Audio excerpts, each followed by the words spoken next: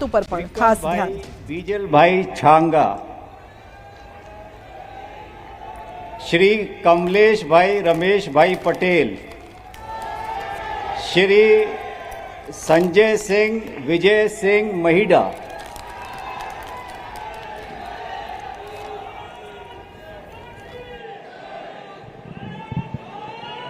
હું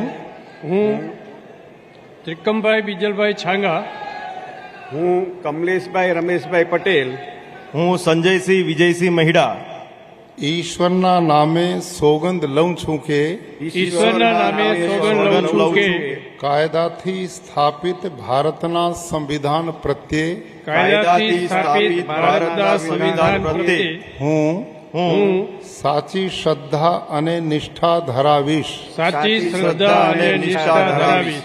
હું ભારતના સાર્વભૌમત્વનું અને અખંડતાનું સમર્થન કરીશ ભારતના સાર્વભૌમત્વનું અને અખંડતાનું સમર્થન કરીશ અને હું ગુજરાત રાજ્યના રાજ્ય કક્ષાના મંત્રી તરીકેના ગુજરાત રાજ્યના રાજ્ય કક્ષાના મંત્રી તરીકેના મારા કર્તવ્યો શ્રદ્ધાપૂર્વક અને અંતઃકરણપૂર્વક બજાવીશ શ્રદ્ધાપૂર્વક અને અંતઃકરણપૂર્વક બજાવીશ અને ભય કે પક્ષપાત રાગ કે દ્વેષ વિના તમામ લોકો સાથે સંવિધાન અને કાયદા અનુસાર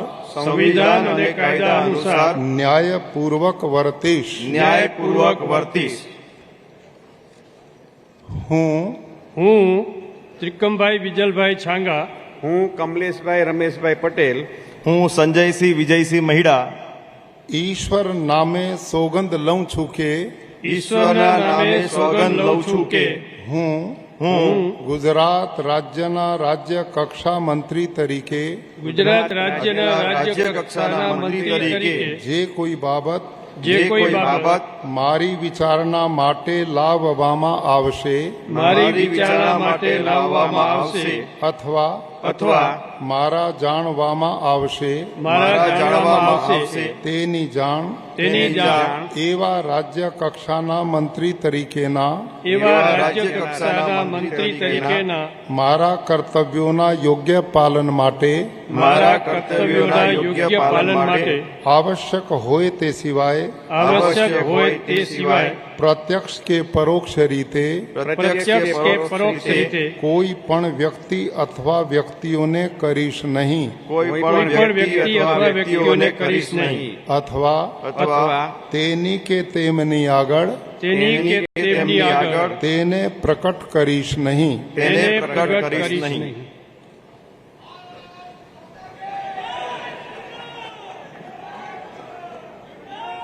કે શપથ ગ્રહણ કરવામાં આવ્યા છે ત્રિકમભાઈ છાંગા, કમલેશ પટેલ અને સંજયસિંહ મહિડા કે જેમના દ્વારા શપથ ગ્રહણ કરવામાં આવ્યા છે। રાજ્યકક્ષાના મંત્રી તરીકે તેમના દ્વારા શપથ લેવામાં આવ્યા છે।